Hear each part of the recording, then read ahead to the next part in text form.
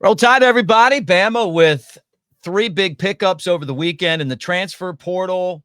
Obviously, the bowl game coming up. Basketball doing well. We're going to look at all this stuff right here on Cover Crimson with Clint Lamb. I'm Mick Gillispie. I'm in the holiday spirit. You can tell that. Let's get this show started with a big ho, ho, ho. Roll Tide.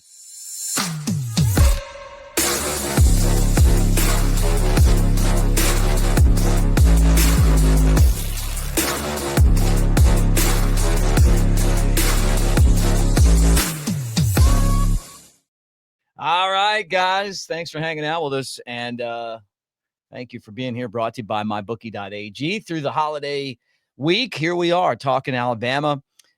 Clint, lots to get into. We did a show on Saturday, and everything was happening so fast. I mean, every time you turned around, Bama was getting another commitment. But when the dust settled, they picked up three really big commits, guys that came to Tuscaloosa and decided to stay. Yeah, it was obviously a really good weekend for Alabama on that front. It really good. I mean, it was one day thing, but this is kind of what we said. To be patient. Kalen DeBoer and the coaching staff kind of had an idea of the types of players they were going after, certain roles that they were looking to get filled. And I think they got guys who could all end up competing for a starting job. I think Kelby Collins is a heck of a player. He was a guy who was already committed from Florida, committed last week. But, playing that bandit position, we don't know what's going to happen with LT Overton and Jamarian Latham. So you start looking at Kelby Collins and maybe how he could fit in there. I also think situationally, he could move inside some, maybe provide some interior pass rush in certain packages or situations.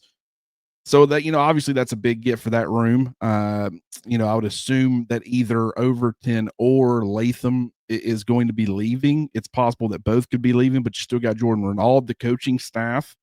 When asked about Keon Keeley's development, not only did they say that he's really trending in the right direction, they went as far as to say he's going to be a really good player for Alabama. And so, we'll have to continue to wait and see how he continues to develop and progress. But I mean, you got Jordan Renaud, you got Kelby Collins there at the bandit position. You potentially got one of maybe both, but like I said, I don't think that's going to happen in Overton and Latham. And then you got Keon Keeley. I think that bandit position's in really good shape right now. But then you start working to other positions. Cameron Calhoun is a guy who I think could certainly end up competing for a starting job, especially if Damani Jackson ends up leaving early for the NFL. We don't know what's going to happen with that. It is very possible that he could choose to return. If he does, you're talking about that position group being in really good shape. He could potentially be a Jalen Mbakwe replacement if Mbakwe does end up going to the offensive side of the football permanently, which, full time. We don't know for sure how that's going to end up playing out, but that is a possibility. So a guy like Cameron Calhoun certainly filled a need. Very important get for Alabama. Then Cam Dewberry, you're potentially losing Tyler Booker and Jaden Roberts, almost certainly losing Tyler Booker. So you need to go out there and get another experienced guard who can come in and compete. And I don't think he'll be handed the starting job by any means. I do think he is talented enough or capable enough to end up winning that job and being at least a serviceable guy for Alabama there at left guard. But, he'll be competing with a lot of really young talent, including the 5-star freshman Michael Carroll. And then you start moving on to, Nakai Hill-Green, which is the one that we didn't cover. A linebacker, off-ball linebacker, and we've talked at length about the importance of that position, the fact that we think they're losing Jahad Campbell. I don't know how much you can rely on Deontay Lawson, whether it be him leaving early for the NFL or we don't know what the injury is. It could linger into next year. He could be limited or not even available. And then Justin Jefferson, we still don't know what's going on with that whole JUCO process and Diego Pavia winning kind of his case against the NCAA where he got extra eligibility. Justin Jefferson could end up following suit. Maybe, maybe not. We really don't know one way or another. Bottom line is, though, he could end up leaving as well. If that ends up happening, Alabama really needed, more off-ball linebacker help. And a guy like Hill-Green, man, 6'2", 230 pounds, 80-plus tackles, 11.5 tackles for loss, 2 sacks, 2 interceptions. He was phenomenal for Colorado this past season, an all Big 12 performer. And then the season before, he played at Charlotte. He played a couple of years at Michigan. So he's kind of been around a little bit, but I think he was a very good get for Alabama on the second level. and then Isaiah Horton on offense. I mean, I think he could end up being the most important addition out of any of them. And I like all of the additions so far, but Isaiah Horton and just what he provides from a size standpoint and what Kalen DeBoer wants to do within his offense, I think he's going to have a major role and be a strong complementary piece to both Jeremy Bernard and Ryan Williams. So all the way around, phenomenal job by the coaching staff of identifying needs. I don't think that it's over by any means. You got Corey Gordon, the safety from Baylor. Watching him, he's played a lot in the slot. He's played a lot of safety, so he could end up doing either one. Wouldn't be shocked at all if Alabama ended up landing him, but we'll kind of have to wait and see. Guys, we're brought to you by mybookie.ag. 300% bonus deposit bonus for the casino and 50 free spins when you use that promo code next round, or 50% sign up bonus for the sports book. That's mybookie.ag. And again, next round. And we appreciate them for being part of this. And we know, look, you're kind of at that time right now where you're saying, hey, man, I'm sitting on the couch. I'm wearing this hat right here. The turkey's cooking, I'm listening to my grandfather tell stories. Oh, my uncle's drunk. I'm just trying to get through this holiday, and then you're like, sitting over, hey, play on the phone, check it out on your devices. But that's our best deal of the year. All right, Clint. So good news for Alabama. I see that like the On3 recruiting rankings have them moved up. They add the transfers into the class. We still don't know about Ty Haywood, so he's still listed in there, but they're number 2 right now. Overall, though, transfer portal only. How do you feel Alabama's done with the guys that left compared to the guys that are coming in? Obviously, you're losing a lot, but we've been talking a lot about making this transition to kind of what Kalen DeBoer wants to do offensively and what Kane Womack wants to do defensively. And just through this process, having an entire recruiting cycle, whether it be on the high school level, whether it be, with the transfer portal additions, you've gone out and you've gotten guys who can really help this football team in 2025 and fit more of what you're wanting to do. And I think that's absolutely huge. Kelby Collins is a guy from a defensive standpoint where it's like he's the exact same thing that LT Overton was when he came from Texas A&M. Now they're kind of different in how they were used at their previous stops compared to where they were transitioning to. It seemed like LT Overton was transitioning further outside. Kelby Collins, it was kind of transitioning more inside. But my point is that they're very highly talented high school, former high school recruits. They both have a lot of untapped potential. They both had shown flashes, really got involved early their first season with their respective schools. And in their second year, they had kind of seen their roles kind of diminish to an extent. And then, Overton gets to Alabama and he has a heck of a first year in Tuscaloosa. I think Kelby Collins could end up being, a repeat version of that. And, you could end up still having Overton, in 2025. So I just think that was a big get. The high school, just replenishing the long-term depth, the developmental guys. We still don't know who all exactly is going to be leaving, but we have a pretty good idea. I mean, you would probably assume Jahad Campbell. You would probably assume Tyler Booker. We know more than likely Jalen Milrose leaving. We know Parker Brailsford is coming back. We know Jam Miller's coming back. And then you lose all these guys in the transfer portal, and there will continue to be some more departures for one reason or another. And I'm sure there will probably be a couple of more additions, but I think that initially, Alabama was bringing guys in and they weren't signing them. And that was different than a lot of these other schools. Some of them were even signing guys before they'd even got on campus. But at the very least, they were getting them on campus and signing them pretty quickly. And so based off of what almost happened with Jalen Mbakwe and the fact that this kind of piggybacked off of that, I think a lot of fans were freaking out thinking, what's going on with the coaching staff? Why can't they close on any of these guys? And it really had nothing to do with that. They liked the guys they were bringing in. They wanted to get to know them more. They wanted to make sure they were a fit. Some of them were good enough for, to earn an offer out the gate. Others, kind of were in sort of a slow play, wait and see mode. But the ones that they really wanted, that they had identified that they wanted, and they pursued heavily, they closed on a lot of them, if not all of them. And so this was their plan. I like their plan. Some of them are not huge names, But they're all very talented players. They were all highly regarded high school recruits for a reason, or they had a lot of production at their previous stops.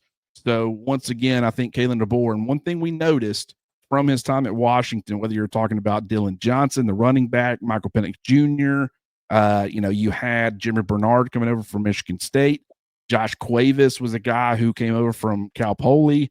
That was a guy that nobody really knew anything about. Everybody's like, why are they taking this guy, from a small school? Didn't do a ton at Washington, but this past season for Alabama ended up being a pretty productive pass catcher, and he expects to have a much bigger role in 2025. So once again, good evaluation. Jabbar Muhammad was a big time cornerback that they brought in from Oklahoma State. He ended up having a phenomenal year with them last year. This year was with Oregon.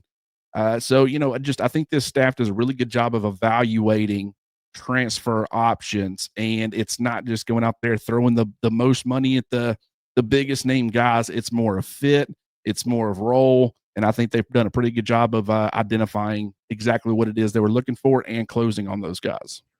I look at these transfer portal rankings. We talk a lot about On3. You and I spent time there, but 24/7 Sports does a great job too.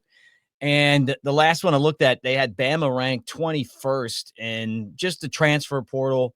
And Texas Tech was number 1 in the transfer portal, but they also had 17, commits. Auburn 14 commits, LSU 13, Ole Miss 15. I mean, it's not like Bama with 5 commits would be number 1. How much stock do you weigh in something like that? And does that even matter? I don't. I don't put much stock into it. And here's why. It's all about where your roster's at. Auburn was a 5-7 football team that, was maybe in some ways better than their record indicated, but they had a lot of issues at a lot of different positions. And so they're still trying to get things right.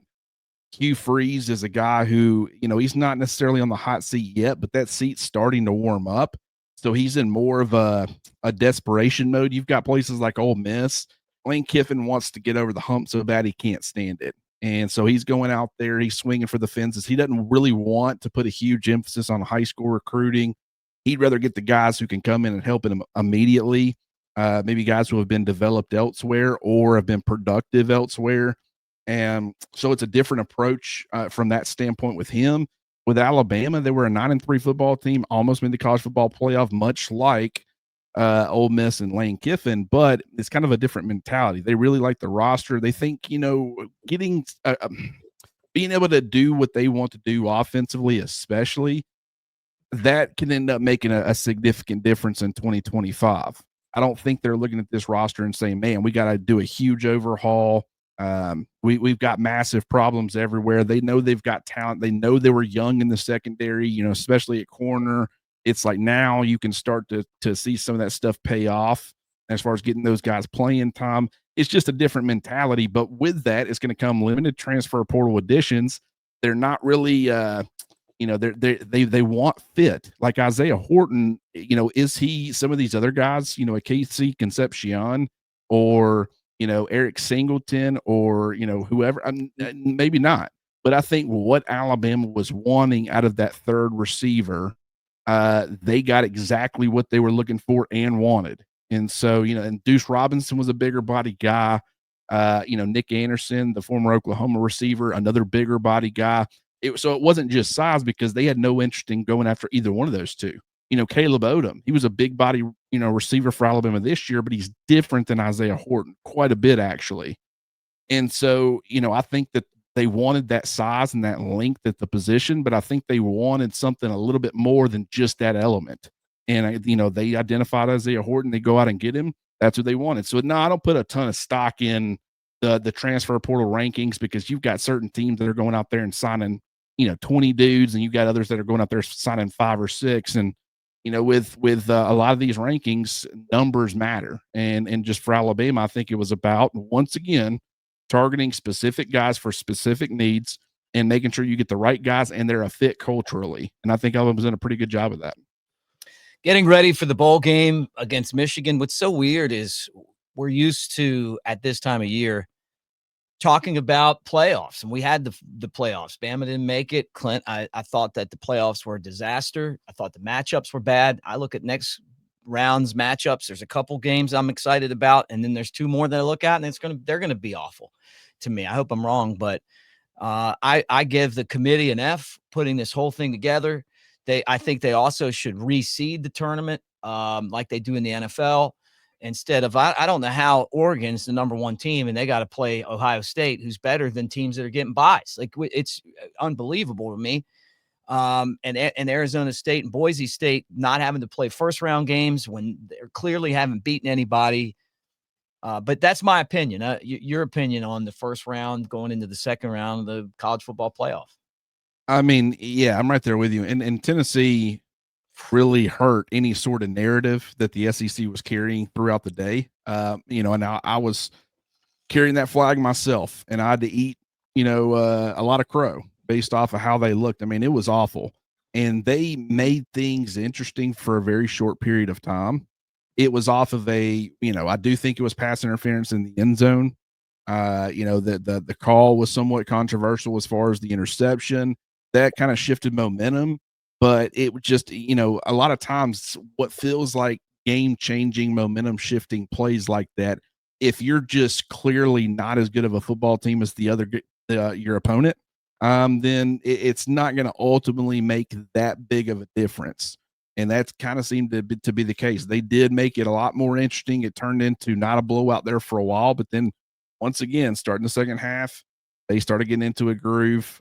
Nico Iamaleava, just watching him this year, it's amazing how much hype that guy had coming into the year, and then how limited he actually was. Now, granted, he could end up, developing and breaking out, but just, I mean, man, he looked, and it was against subpar opponents, and this is why you got to take that into consideration. He looked incredible early in the season, but as you started playing tougher defenses, getting in some tough environments, including going to Columbus to play Ohio State, he showed some toughness. Got some yardage as far as kind of cranking things out on the ground, but just no one was getting open downfield. It was ugly. It was clear Ohio State was they were playing on a completely different level than Tennessee. But then you look around the rest of college football. What I will say, and I've said this already, I said it on Twitter too, but I'll say it again here. The difference between the Tennessee Ohio State blowout compared to everything else was there's certain ways that you can look at games and say, okay, this is exciting from a couple of different standpoints. Sometimes it's a really hyped up matchup that has you really pumped and excited and looking forward to it, like Ohio State and Tennessee. And then you get on the field and it ends up being a terrible game. And that ends up being very disappointing, but at least you got all that excitement and hype leading up to it. Then you've got other games, Indiana, Notre Dame, Penn State, SMU, where it's like, Clemson, Texas to a degree, even though at least it was brand. So you felt a little bit better about it. But it's like, okay, I mean, there's not a lot of excitement surrounding this game whatsoever. I'm not pumped to watch it. It's going to be a blowout. And sometimes you get in like the TCU Michigans, where, it's like, hey, that ended up not being the case. And you were expecting a blowout, ended up being a phenomenal game, so much fun to watch. And so while you didn't get all the pregame hype, you got all the in-game, activity and excitement and fun. And then you've got things like we saw, and I guess there are also plenty of games where it's like there's hype going in.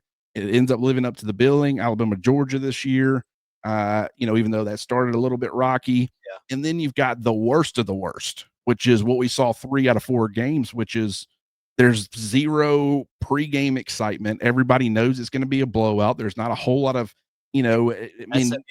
Yeah, all the games other than Tennessee and Ohio State. And so all of them were blowouts. But the one thing Ohio State and Tennessee had going for them was the fact that at least we got to have some sort of enjoyment leading up to the game and be excited about it.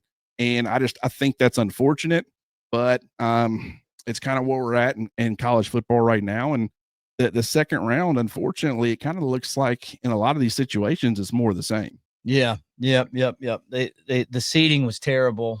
The fact that they would put SMU in over Alabama, Ole Miss had a case to be in, South Carolina. You can't go through the SEC schedule and then compare it to some of these teams. But Tennessee's got to go back to the kids' table. We knew that kind of coming in. I mean, they beat Alabama. That was kind of their signature win this year. But I think we weigh the losses a little bit too heavy. I mean, strength of schedule and wins ought to matter a little bit more to me.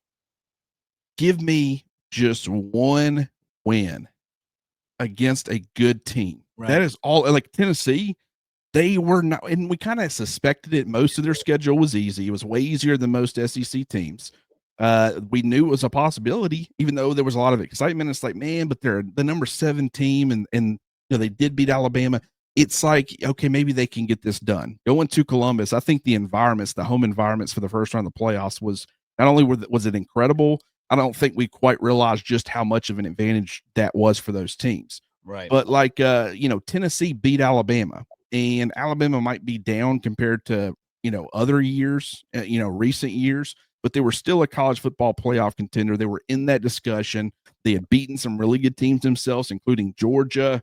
So it's like, I mean, Tennessee had gotten the job done at least against one quality opponent. So I'm not just one for SMU. Throw in everything for one game.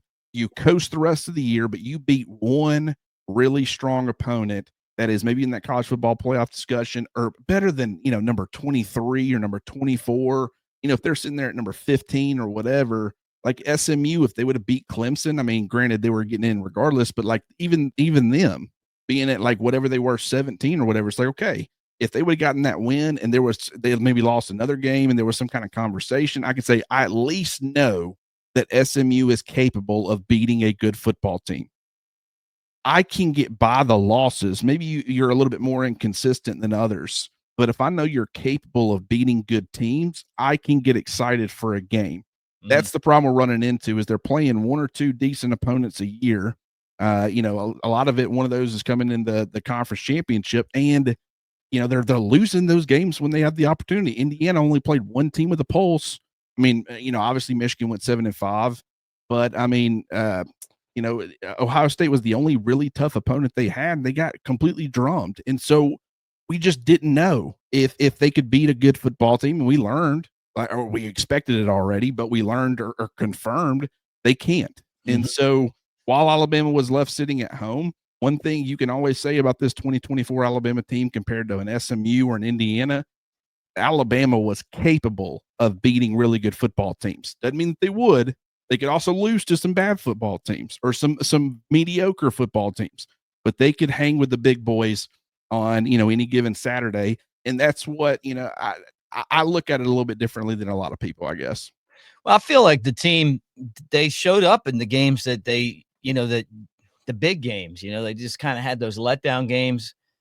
And then Tennessee, they played poorly, bad calls in that game, whatever excuses. But the Oklahoma game killed Alabama. But even with the Oklahoma game, they would have been so much fun to see against Penn State. The committee really screwed over television. You pay that much money and you buy all these blowouts. It would have been, the hype in that game would have been amazing. You could have, relived all the great moments. And here's Bama at Happy Valley or at Notre Dame. But, we got people on this committee who are ridiculously stupid. I mean, the fact that they would give Boise and Arizona State buys tells you all you need to know. I mean, forget about the fact that they didn't care that Indiana didn't play anybody, and they didn't care that SMU didn't play anybody. They gave buys to two teams that didn't play anybody either, and they undervalued Ohio State, who I still think is going to win the national championship. They went to spend $20 million on the roster. My pick of the century is take them over Oregon. They're going to beat Oregon. They should have beat them last time. They're going to beat them this time. It's like a 2.5 point spread. So, mybookie.ag, take advantage of what I just told you guys. I see it coming. They're going to run all over them. Coach is playing for, basically coaching for his career there, but they have more talent than everyone else because they went out and bought it. And that's how you're going to have to do it this day and age. And that's why, Greg Byrne came out and made the statement about the NIL. And I know it rubbed a lot of people the wrong way, but he's right. You want to win championships, you look at the team that's going to end up winning one. They're going to have gone out and bought most of their team. But anyway, what's that, Clint?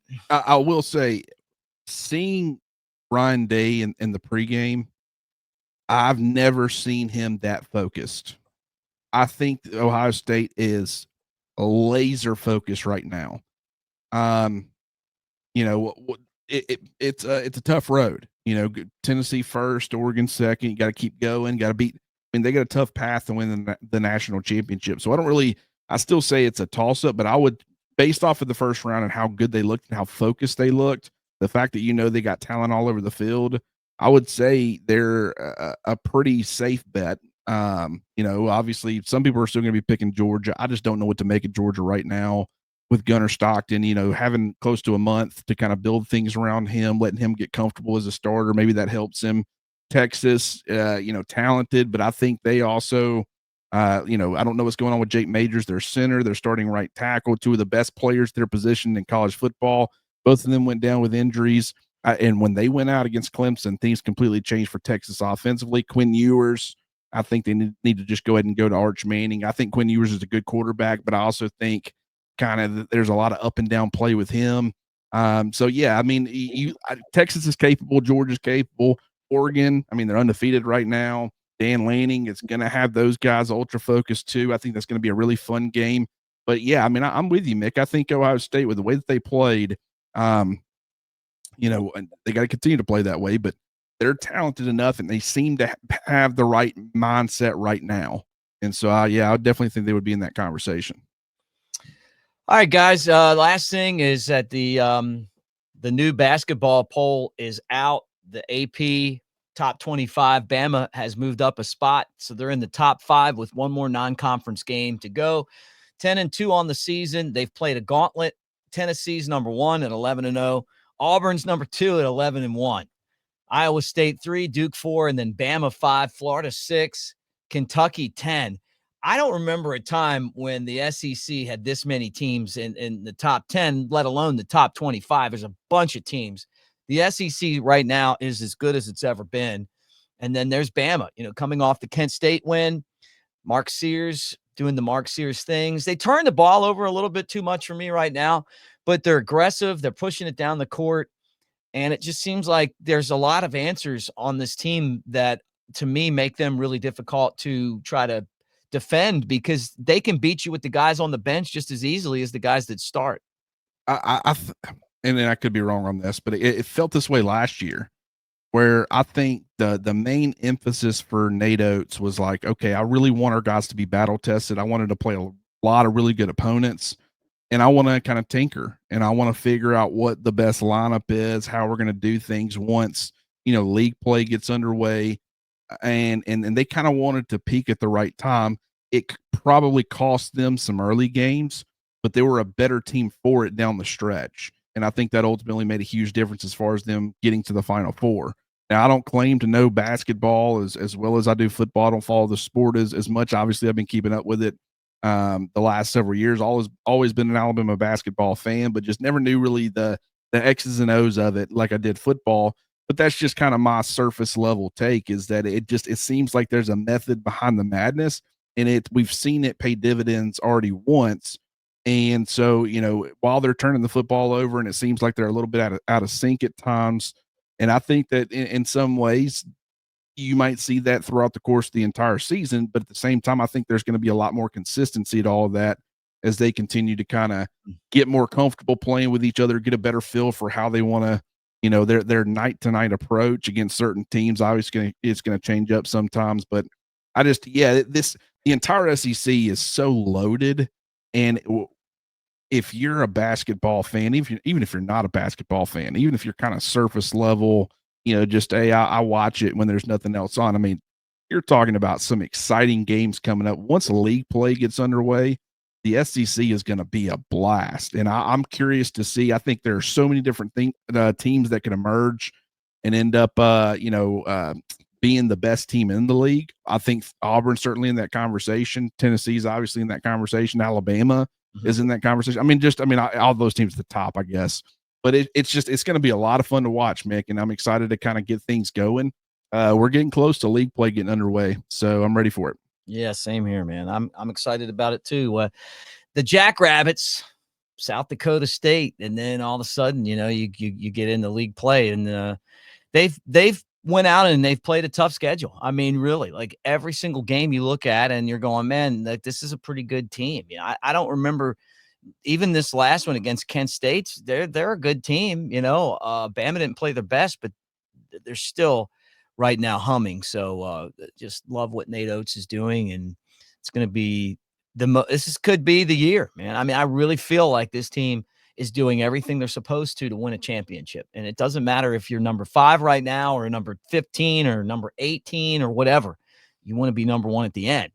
And, by going out and playing at North Carolina, at Purdue, in this tournament in Vegas, having teams like Illinois and Creighton come to Alabama and, all this other stuff, like it's getting you ready. But they're going to have to play Tennessee. They're going to have to play Auburn. They're going to have to play Kentucky. They got the schedule in the SEC is it kind of reminds me of the old ACC when I was growing up, man. Duke, Maryland, North Carolina, Georgia Tech, Wake Forest. I mean, every team had somebody, and there were so many great matchups. And the SEC's been bad for a long time. And all of a sudden, they went out and got the best coaches. And then now they have the NIL money and the arenas and all of that stuff. And they've turned it into a really special league.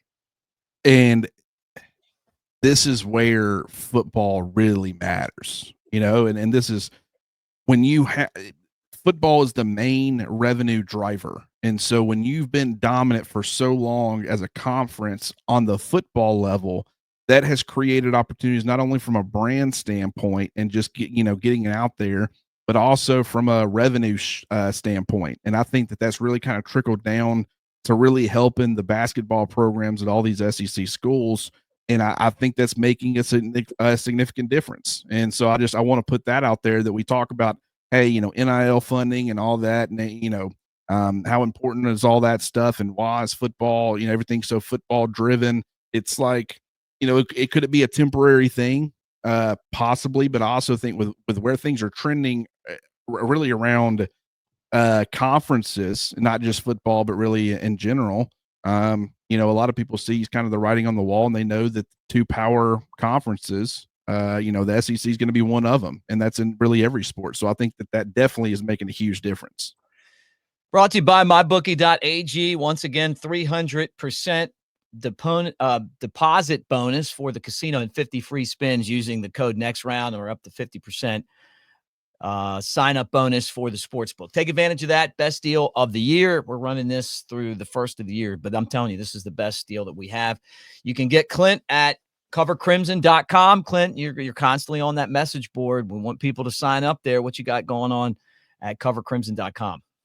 Yeah, obviously, through the holidays, we're kind of taking a little bit of a step back. Still got conversations, still answering any questions that you guys have. Feel free to go ask me over there. Love answering those. And anytime I get asked a question, if it's, other than kind of a yes or no type of question, I really try to dive in and give you everything you're looking for. I want you to learn about things. I want you to understand the why behind, why I believe certain things or whatever. So still definitely going to be available on that front.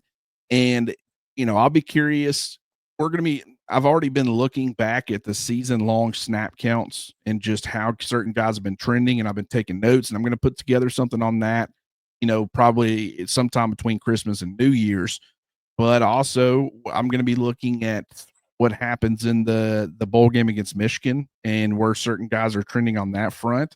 And it's going to create a lot of really interesting conversation heading into the off season. So if you haven't already, definitely go sign up. I think you'll be quite pleased with how that ends up turning out, because I've already been noticing a ton that I think people will find really fascinating or interesting as far as just the season long and how certain guys were trending. And I'm excited to share that with everybody. Awesome, man. I love when you do that stuff. And don't forget to like and subscribe here, covercrimson.com. We'll have Jake Coker. We'll have Mike Johnson with the Elephant in the Room and the All-American Report coming up this week. So we're going to try to jam out new content even through the holiday season. We're going to do that for you guys. And then we got the bowl game coming up. We'll be covering that as well. So like, subscribe, thumbs up.